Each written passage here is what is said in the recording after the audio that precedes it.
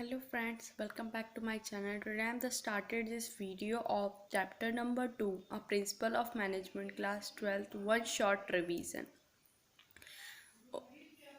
Okay friends, now let's started this video. I hope so you can like this video. If you can like this video, please like, share and subscribe my channel Saloni Rao, and just any doubt to comment us. Okay, just let's started this video. Okay, principal of management ठीक है। मैंने आप लोग को previous video में बताया था management, what is management. अब हम लोग उसके प्रिंसिपल्स पे डिस्कशन करेंगे यार। तो प्रिंसिपल ऑफ मैनेजमेंट, तो characteristic nature feature of management. First हम लोग उसमें भी करेक्टरिस्टिक की बात किए थे, हम इसमें भी करेक्टरिस्टिक से स्टार्ट करेंगे। तो करेक्टरिस्टिक फीचर्स ऑफ मैनेजमेंट, तो करेक्टरिस्टिक फीचर्स ऑफ मैनेजमेंट है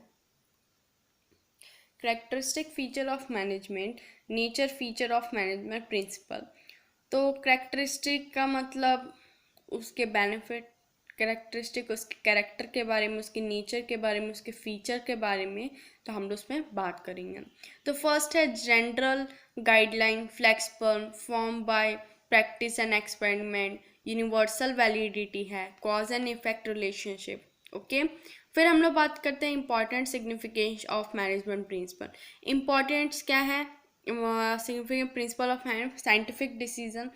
साइंटिफिक डिसीजन होता है, उसमें प्रोवाइड गाइडलाइन, मैनेजर्स को गाइडलाइन प्रोवाइड की जाती है, सोशल रेस्पॉन्सिबिलिटी को फुलफिल किया जाता है जो ज़रूरत है, ऑप्टिमम यूटिलाइजेशन ऑफ रिसोर्सेज, ज़्यादा से ज़्यादा रिसोर्सेज को यूटिलाइज किया जाता है, और मीटिंग चेंज इन एनवायरनमेंट, और मीटिंग को चेंज किया जाता है एनवायरनमेंट में। ठीक है, these are the 5 methods of important significance of principle management. I hope so you can learn. देखिए, अगर आपको इसको शॉर्ट फॉर्म में याद करना है, SPFOM, SPF परफॉर्म से याद कर सकते हैं। S for scientific decision, P for providing guideline to manager, F से फुलफिलिंग द सोशल रेस्पॉन्सिबिलिटी, और O से ऑप्टिमम यूटिलाइजेशन ऑफ रिसोर्सेज, और M से meeting change in environment. This is perform से याद कर सकते हैं आप ये important significance of importance of principle of management. Okay, फिर इस दूसरे थर्ड पॉइंट पे आते हैं फायोल्स प्रिंसिपल ऑफ मैनेजमेंट।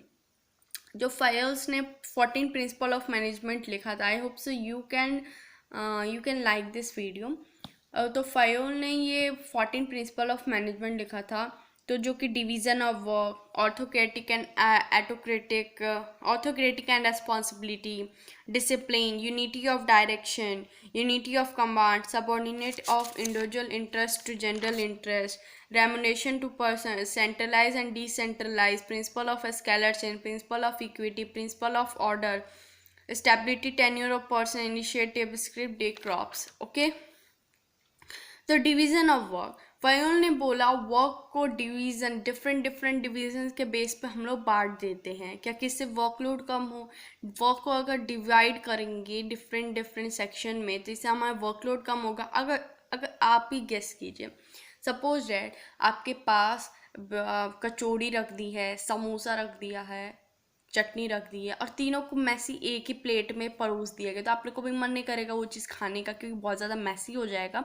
तो वैसे ही हम लोग अगर वर्क को अगर डिवाइड कर दे डिफरेंट सेक्शंस में, तो इससे हमारा वर्कलोड कम हो जाएगा। तो इसी को डिवीज़न ऑफ वर्क बोलते हैं। ठीक है, ऑर्थोक्रेटिक एंड रेस्पॉन्सिबिलिटी मतलब हमारी जिम्मेदारियाँ, डिसिप्लिन, शांति, डिसिप्लिन नहीं होता है कि चुप रहना, और यूनिटी ऑफ डायरेक्शन प्रोवाइड करना। फायोल ने बोला यूनिटी ऑफ कमांड की यूनिटी बनाना। फिर subordinate to individual interest to general interest, मतलब एक पर्सन को कुछ किस क्षेत्र में इंटरेस्ट है। Remuneration of person, centralize and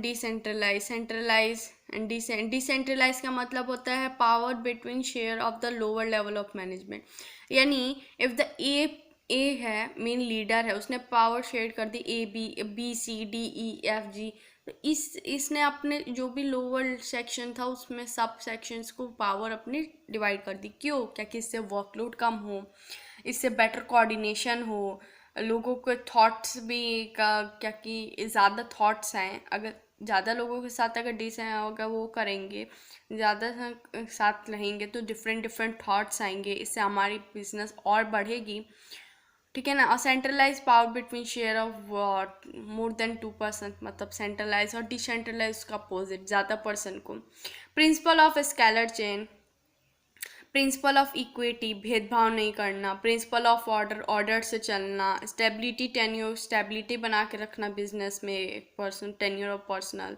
ठीक है। इनिशिएट करना है स्क्रिप्टिव डे क्रॉप्स। तो ठीक है, इसमें से अगर मेन में इम्पॉर्टेंट की अगर बात करूँ तो मेन इम्पॉर्टेंट आप जो पॉइंट्स याद रखिएगा, एक तो है स्क्रिप्टिव डे क्रॉप्स, और stability of tenure of personal, principal of scalar chain, और एक था यूनिटी ऑफ कमांड। ये चार तो मेन है भाई साहब, ये तो याद करके जाइएगा, क्योंकि बाकी सब तो ठीक है, बाकी सब चलता है, बट हाँ ये सब बहुत इम्पोर्टेंट है।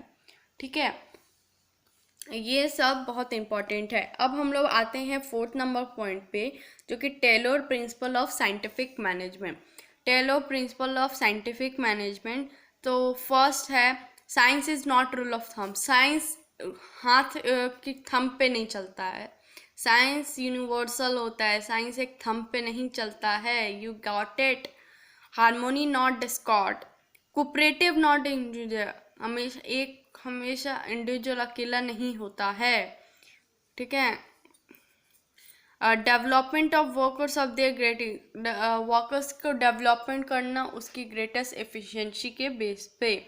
अब आते हैं साइंटिफिक टेक्निक ऑफ टेलर। तो साइंटिफिक टेक्निक ऑफ टेलर की बात की जाए तो फर्स्ट है फंक्शनल फॉर्मेनशिप, सेकंड है standard and simplification of work.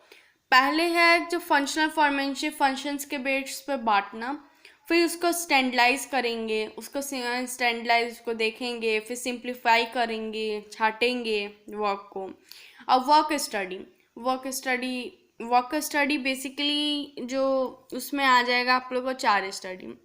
First हो जाएगा fatigue study, second method study, method से करना, टाइम स्टडी समय से करना, मोशन स्टडी मोशन से करना, एक फ्लो में करना, डिफरेंशिएट पीएच रेट सिस्टम और mental revolution. Okay, this is the chapter number 2। I hope सो आपको ये वीडियो अच्छा लगे। अगर अच्छा लगे तो यार please like share subscribe my channel. देखो यार मैं खुद रिवीजन कर रही हूँ, मैं आप लोग के साथ शेयर कर रही हूँ, तो आप लोग भी थोड़ा हाथ बटाओ यार। Okay, bye bye friends.